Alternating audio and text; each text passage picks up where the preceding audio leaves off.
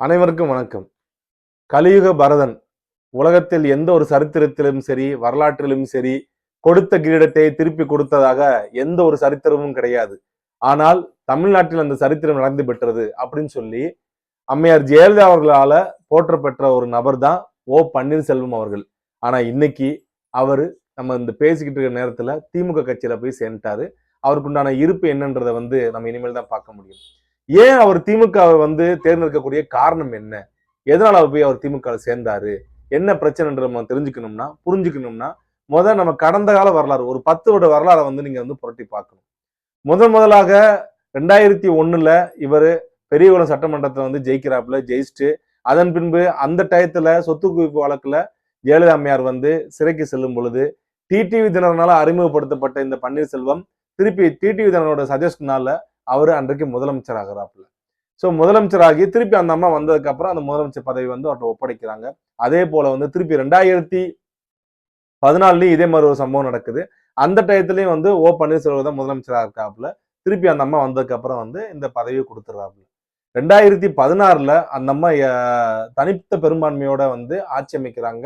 But இருந்தாலும் 2-3 மாசத்துலயே அந்த அம்மா இறந்து போறாங்க. இறந்து போற டயத்துல நைட்டு அவசரமாக பாத்தீங்கன்னா திருப்பி ஓ பன்னீர்செல்வம் மீண்டும் முதலமைச்சர் ஆகிறாரு. அந்த அமைச்சர்களுக்கு பூரா பதவி பிரமாணம் நடக்குது. சோ இது வரைக்கும் பாத்தீங்கன்னா எந்த பிரச்சனையும் இல்லாம தான் போய்கிட்டு இருந்துச்சு. ஆனா கரெக்டா அந்த அம்மா இறந்ததுக்கு பின்பு இவர் முதலமைச்சர் ஆனதுக்கு பின்பு சசிகலா அம்மையார் பொதுச் செயலாளர் வர்றாப்புல. அவங்க அதிமுகனால பொதுச் செயலாளர் வராங்க. அதுக்கு பன்னீர்செல்வம்ல இருந்து இப்ப இருக்கிற ஜெயக்குமார்ல இருந்து KP முனுசாமியில இருந்து எல்லாருமே போய் நேரா அந்த அம்மா காலில் விழுந்து நீங்க தான் பொதுச் செயலாளராக வரணும் அப்படின்னு சொல்லி அவங்கள வர சொல்லி திருப்பி பொதுக்குழுவை கூட்டி அவங்கள பொதுச் செயலாளராக நியமனம் பண்றாங்க. நியமனம் பண்ணதுக்கு பின்பு அடுத்து கொஞ்ச நாள் போய்கிட்டே இருக்கு. போய்கிட்டு இருக்க நேரத்துல திருப்பி பாத்தீங்கன்னா ஒரு பிரச்சனை ஸ்டார்ட் ஆகுது. என்ன பிரச்சனைனா சசிகலா அம்மையாரே முதலமைச்சர் ஆகணும்னு சொல்லி திருப்பி செங்கோட்டையன் இன்னைக்கு செங்கோட்டையன் தாவைக்கா போயிட்டாப்புல, வைத்திலிங்கம் திமுகவுக்கு போயிட்டாப்புல, நிறைய பேர் சிதறிட்டாங்க. ஆனா அன்னைக்கு ஒருங்கிணைந்த அதிமுக இருக்கிறப்ப ஈவன் தம்பிதுரையில இருந்து எல்லாரும் போய் கையெடுத்து கும்பிட்டு காலில் விழுந்து நீங்க முதலமைச்சர் ஆகணும்னு சொல்றப்ப தன்னுடைய ஆதரவு எம்எல்ஏக்களுடைய கடிதத்தோட ஆளுநர் வித்யாசாகரை போய் சந்திச்சு ஆட்சி அமைக்க கோரினார் VK சசிகலா அவர்கள்.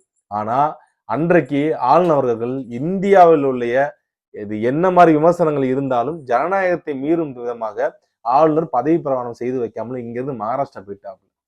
இந்த மகாராஷ்டிரா போற நேரத்துல தான் யதார்த்தமாக அப்படியே உச்சநீதிமன்றத்திலையும் சசிகலா அம்மையோட ஜெயலலிதா அம்மையாருடைய சொத்து குவிப்பு வழக்கும் வருது.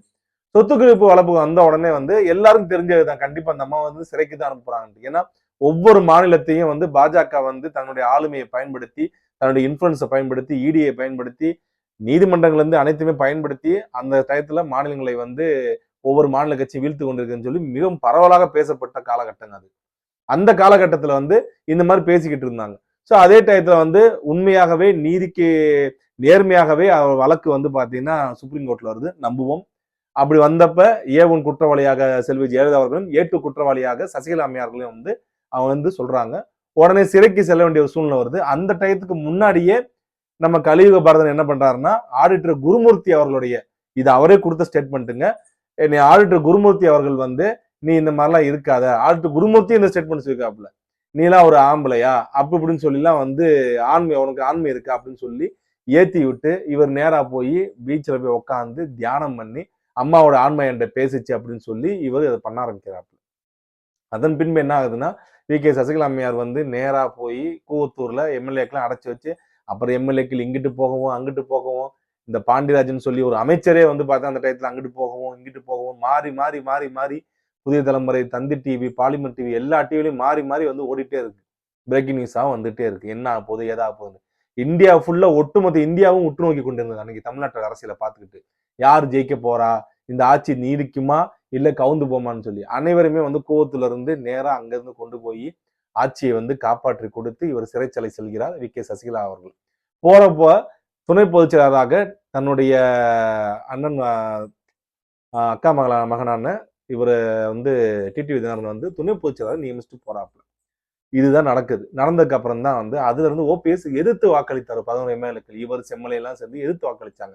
அன்னைக்கு இதே OPS தவறாக கைட் பண்ணது யாருன்னா அந்த டயத்துல KP 3 சீட்டு என்ற முனுசாமி தான். மக்களால் வந்து பார்த்தீங்கன்னா அந்த கட்சியினால சொல்லப்படுகின்ற அந்த பேரை பயன்படுத்தி 3 சீட்டு என்கின்ற KP முனுசாமி தான். இவர் ஓபிஎஸ் அவர்களை ஏத்தி சசிகலா அம்மையார் வந்து கொலகாரி முதற்கொண்டு வந்து பேசினாங்க. கொலகாரி ஆணி வச்சு கட்டையை அடிச்சுட்டு கொண்டுட்டா, தள்ளி விட்டுருச்சு, இந்த பொம்பளை அவன்னு சொல்லி ரொம்ப ஒருமையெல்லாம் பேசிட்டே இருந்தாங்க. சதிகாரி, கொலகாரி, கொள்ளக்காரி அப்படின்னு சொல்லி பயங்கரமான விமர்சனம் நடக்குது. இது எல்லாமே ஓபிஎஸ் கூடாரத்துல இருந்து நடந்துகிட்டு இருக்கு. அதன் பின்பு என்ன பண்றாங்கன்னா வந்து ஓபிஎஸ் அவர்கள் வந்து எடப்பாடி எதிர்த்து வந்து அரசியல் செய்ய ஆரம்பிக்கிறாப்புல. எடப்பாடி அவர்களுக்கு ஆதரவாக டிடிவி தினகரன் வந்து இந்த சைடு நிக்கிறாப்புல. ஒரு காலகட்டத்துல வந்து டிடிவி தினகரன் என்ன பண்றாங்கன்னா டெல்லியில வந்து அந்த வழக்கு இப்ப வரைக்கும் வந்து பாத்தீங்கன்னா வந்து விசித்திரமான வழக்கா இருக்கு. சோ யாரோ ஒருத்தர் வந்து எனக்கு காசு கொடுத்தான்னு சொல்ல இவரை வந்து பாத்தீங்கன்னா டெல்லியில இருந்து போலீஸ் வந்து கைது சென்று போனது தமிழ்நாட்டுல. அன்னைக்கு இதான் நடந்துச்சுங்க. செக்ரட்டரியேட்ல வந்து பாத்தீங்கன்னா வந்து இந்தியாவில முதலாக வந்து ஒரு தலைமைச் செயலகத்தில் ரைடு நடந்துச்சு. ஸோ இந்த அளவுக்குலாம் வந்து நடந்துகின்ற காலகட்டம் தான் அது. ஸோ இப்படி நடந்துட்டு இருக்கிறப்ப ஓபிஎஸ் அவர்களும் பண்ணிட்டு இருக்கிறப்ப டிடிவி வந்து டெல்லி போயிட்டாப்ல. அப்ப அந்த டயத்துல ஒட்டுமொத்த அதிமுகவையும் பிஜேபியோட சப்போர்ட்லயே எடப்பாடி பழனிசாமி அவர்கள் வந்து கைப்பற்றுறாப்புல. கைப்பற்றுறப்ப வந்து பாத்தீங்கன்னா ஆனா ஓ பன்னீர்செல்வத்தை ஃபர்ஸ்ட் தூண்டி விட்டதே வந்து இந்த மயிலாப்பூர் அறிவுஜீவியா இருக்கக்கூடிய இந்த குருசாமி இந்த குருமூர்த்தி அவர்கள் ஆல்ட்டு குருமூர்த்தி தான் செய்யறாரு அப்படின்னு சொல்லி எல்லாருக்கும் வந்து பாத்தீங்கன்னா பத்திரிகையில இருந்து எல்லாருக்குமே தெரிஞ்ச விஷயம்.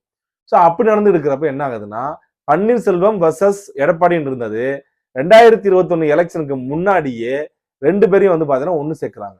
யார் ஒண்ணு சேர்க்கிறதுனா வந்து வித்யாசாகர்ன்ற ஒரு கவர்னர் 2 பேரையும் கையை கோர்த்து குலுக்கி வச்சு இவர் துணை முதலமைச்சராக, அதாவது எஸ்ஏ இருந்தவர் ஏட்டா மாறுறாப்புல ஓபிஎஸ் அவர்கள். அன்னைக்கு ஒரு கட்சியில சீனியர் இருந்தவர், அவருக்கு பின்பு அரசியல் வந்த எடப்பாடி பழனிசாமிக்கு 2011 முதல்ல வந்து அமைச்சரான எடப்பாடி பழனிசாமிக்கு கீழே துணை முதல்வராக வந்து பாத்தீங்கன்னா அவர் நியமிக்கப்படுறாப்புல அந்த டயத்துல. அதன் பின்பு 2021 சட்டசபை எலெக்ஷன்ல வந்து 2 பேரும் கையெழுத்து போட்டா இரட்டலை சின்னம் இருக்கு அப்படின்னு சொல்லி வந்து ஒரு அஜெண்டா வந்து கொண்டு வர்றாங்க. அந்த அஜெண்டா மூலமா 2 பேரும் கையெழுத்து போட்டு அந்த இரட்டலை சின்னத்தை வந்து அன்றைக்கு 2021 எலெக்ஷன்ல கொடுக்குறாங்க. ஸோ அதன் பின்பு வந்து அந்த டயத்துல அதிமுக வந்து படுதோல்வியை சந்திக்குது. அதன் பின்பு வந்து பாத்தீங்கன்னா ஓபிஎஸ் அவர்களை வந்து அந்த அடுத்த படியில இறக்குறதுக்காக எடப்பாடி பழனிசாமி அவர்கள் இனிமேல் ஒருங்கிணைப்பாளர் துணை ஒருங்கிணைப்பாளர் கிடையாது, பொதுச் செயலர் நான் மட்டும்தான் அப்படின்னு சொல்லி ஒட்டுமொத்த கட்சியும் வந்து பாத்தீங்கன்னா அவர் கொண்டுறாப்புல. ஆப்வியஸ்லி ஓபிஎஸ் அவர்களை வந்து தனித்து விடப்படுகிறார். அப்போ பொதுக்குள்ள வந்து இவர் மேல பாட்டில் வீசினது, ஓபிஎஸ் அவர்கள் மீது வைத்தியலிங்கம் வந்து கூட்டு வர்றது, இதே முனுசாமி வந்து பாத்தீங்கன்னா ஓபிஎஸ் இருந்து எடப்பாடி போன அப்புறம் எடப்பாடிக்கு வந்து பாத்தீங்கன்னா உட்காந்துக்கிட்டு ஓபிஎஸ்சி திட்டி தீர்க்க வேலையை வந்து பார்க்க ஆரம்பிச்சாங்க. ஸோ அதன் பின்பு ஓபிஎஸ் தனித்து விடப்படுகிறார். அப்புறம் பிஜேபி வந்து பாத்தீங்கன்னா உங்களுக்கு அதை செய்யற இதை செய்யறேன்னு சொல்லி பிஜேபி நம்பி போன நாடாளுமன்ற எலெக்ஷன்ல வந்து வெயிட் பண்ணிட்டு இருந்தாரு. ஆனா அவருக்கு வந்து எந்த ஒரு இதுவும் கொடுக்கவும் இல்லை. கட்சியும் வந்து பாத்தீங்கன்னா தேர்தல் ஆணையத்தில இருந்து நீதிமன்ற வழக்குல இருந்து எல்லாமே எடப்பாடி பழனிசாமி அவர்களுக்கு சாதகமாகவே போக ஆரம்பிச்சு. இப்படி தொடர்ச்சியாக 2022, 23 காலகட்டத்தில இருந்தே இறங்கும் முகத்தை சந்தித்த ஓபிஎஸ் அவர்கள் கடைசியில 0 என்ற நிலப்பாடுக்கு வந்து வரக்கூடிய சூழ்நிலை வந்துருச்சு. அப்பதான் என்ன நடக்குதுன்னா 2024 நாடாளுமன்ற தேர்தல் நடக்குது. இந்த நாடாளுமன்ற தேர்தல்ல பலாப்பழம் சின்னத்துல வந்து சுயேட்சையாக வந்து போட்டியிடுற அளவுக்கு கட்டாயத்தை கொண்டு போய் விட்டாங்க பிஜேபி கட்சியினர். அப்ப என்ன ஆகுதுன்னா இவர் அந்த 2024 எலெக்ஷன் நிக்கிறப்ப இந்த உதயகுமார் அவர்கள், முன்னாள் அமைச்சர் இருக்கக்கூடிய ஆர்பி உதயகுமார் அவர்கள் ஓ பன்னீர்செல்வம்ன்ற பேர்ல எவெல்லாம் இருக்காங்க தமிழ்நாட்டுல எல்லாத்தையும் புடிச்சு கொண்டு போய் ராமநாதபுரம் தொகுதியில வந்து வேட்புமனு தாக்கல் செய்த வச்சாங்க. ஏன்னா சுயேட்சை தானே, ஓ பன்னீர்செல்வம் சொல்லி எந்த பேர் வந்து போடணும்னு தெரியாம கன்ஃபியூஸ் ஆகும் சொல்லிட்டு அந்த அளவுக்கு இடையூறு கொடுத்தாங்க. ஆனா அந்த டயத்துல வந்து அவர் ஓ பன்னீர்செல்வம் அவர்களும் சரி, டிடிவி தினகரன் அவர்களும் சரி, அண்ணாமலை அவர்களும் சரி அவருக்கு வந்து ஒரு நல்ல பக்கபலமான ஆதரவா இருந்தாங்க. அதன் பின்பு என்ன ஆகுதுன்னா தனிச்சு நின்று அவர் வாங்கிய ஓட்டானது 3,42,882 ஓட்டு. ஜஸ்ட் ஒரு 1.5 லட்சம் ஓட்டு வித்தியாசத்தை தான் வந்து நவாஸ் கனி என்ற ஆலமரமா இருக்கக்கூடிய அந்த திமுக கூட்டணி காங்கிரஸ் கூட்டணியில வந்து நின்ற வேட்பாளர் வந்து 5 லட்சம் ஓட்டு ஆனாப்புல. இவர் 3,43,882 ஓட்டு ஆனாப்புல. இதுல என்ன கவனிக்கக்கூடிய விஷயம்னா அதற்கு முன்பாக பிஜேபி கட்சியினால நின்ற நயினார் நாகேந்திரன் அவர்கள் வாங்கிய வாக்கு இதே மாதிரி 3,42,821 வாக்குகள். அதாவது ஓபிஎஸ் அவர்கள் பெற்ற வாக்கை விட 60 வாக்குகள் வந்து பாத்தீங்கன்னா 60 வாக்குகள் கம்மியா தான் பெற்றிருந்தாப்புல. அந்த டயத்துல அவர் ஏடிஎம்கே அலைன்ஸ்ல வந்து இருந்தாப்புல. ஏடிஎம்கே அலைன்ஸ்ல இருந்தே நயினார் நாகேந்திரன் பெற்ற வாக்கும் ஓபிஎஸ் அவர்கள் தனிச்சு சுயேட்சையாக வந்து தன்னுடைய இதை வந்து பார்த்து நிரூபிச்சு காமிச்சவர் தான் இந்த ஓபிஎஸ் அவர்கள். அப்படி நிரூபிச்சு காமிச்சதுக்கு அப்புறமும் அவருக்கு உண்டான இருப்பு வந்து பாத்தீங்கன்னா அவருக்கு வரவே இல்லை. இதே மாதிரி எடப்பாடி பழனிசாமி அவர்கள் ஒரு சுயேட்சையா நின்று இவ்வளவு ஓட்டு வாங்கன்றது $1 மில்லியன் கொஸ்டின் தான். இப்படி அதன் பின்பு வந்து பாத்தீங்கன்னா டிடிவி தினகரன் அவர்கள் கூட செங்கோட்டையன் அவர்களும் 3 பேரும் ஒன்னா வந்து தேவதந்தி போறாங்க, கலந்துக்கிறாங்க, அரசியல பரபரப்பு சூழ்நிலை ஏற்படுது. ஆனா எல்லாமே தவிடுபடி ஆகிவிட்டது. ஏன்னா செங்கோட்டையன் அவர்கள் விஜய் கட்சியில போய் சேர்ந்துட்டாப்ல. ஓபிஎஸ் அவர்கள் இப்ப திமுக கட்சியில போய் சேர்ந்துட்டாங்க. வேற வழி கிடையாது, ஆப்ஷன் கிடையாது அவருக்கு. கடைசியாக நடந்த சட்டமன்ற கூட்டத்தொடரிலையும் வந்து அவருடைய ஆதரவு எம்எல்ஏ ஆன ஐயப்பன் அவர்களும் மீண்டும் திமுகவை ஆட்சிக்கு வர வேண்டும் என்று சொல்லி இரட்டை சின்னத்தில் ஜெயித்து விட்டு அதை பதிவு செய்து வந்தார் அந்த இடத்துல போய். ஆக இப்பயும் வந்து பாத்தீங்கன்னா தேனியில இவருக்கு எதிரும் புதிருமாக இருந்த தங்க தமிழ்ச்செல்வனும் நீங்க ஓபிஎஸ் அவர்கள் வந்து நீங்க டிஎம்கேக்கு வரணும்னே அப்படின்னு சொல்லி அவர் ரெக்வஸ்ட் பண்ணி இப்ப எல்லாரும், அதாவது ஒரு காலத்துல எம்ஜிஆர் நின்ற ஆண்டிப்பட்டி தொகுதி உள்ள அந்த தேனி மாவட்டத்துல இன்றைக்கு அதிமுக என்ற மிகப்பெரிய கோட்டையாக இருந்த அந்த தேனி மாவட்டம் என்பது சுக்குநூறாக உடைந்து விட்டது. ஏன்னா இன்னைக்கு ஆல்ரெடி தங்க தமிழ்ச்சல் இருந்த ஒரு ஃபேக்டர் அங்க போயிருச்சு. அடுத்து வந்து பாத்தீங்கன்னா ஓபிஎஸ் அவர்கள் அங்க போயிட்டாங்க. இப்போதைக்கு அதிமுக இருக்கிற குறைஞ்சபட்ச நம்பிக்கை யாருன்னா டிடிவி தினகரன்ற ஒரு ஆள் மட்டும்தான். வேற யாருமே வந்து அதிமுகல தேனி மாவட்டத்துல எந்த ஒரு ஸ்டார் கேண்டிடேட்டும் கிடையாது, எந்த ஒரு பேசக்கூடிய ஆட்கள் கூட அங்க யாருமே கிடையாதுங்க.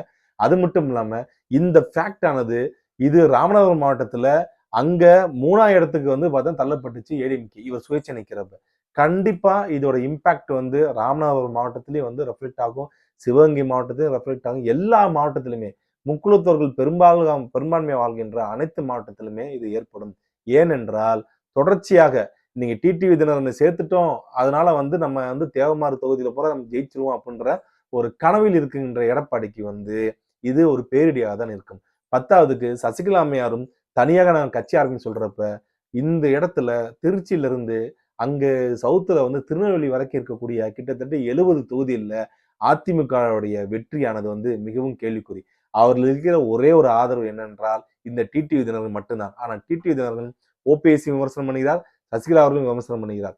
அது மட்டும் இல்லாம முனுசாமி அவர்கள் சசிகலா அவருடைய குடும்பத்தை சொல்கிறார். சசிகலா குடும்பத்திலிருந்து வந்தவர் தான் டிடிவி தினகரன். ஆக முனுசாமி அவர்கள் டோட்டலாக இந்த அதிமுக என்ற கட்சியை இந்த எலெக்ஷனோட ஒட்டு மொத்தமாக முடிப்பதற்கு அனைத்து வேலையும் பார்த்து கொண்டிருக்கிறார்.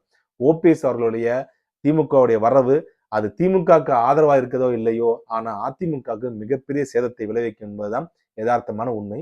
நன்றி, வணக்கம்.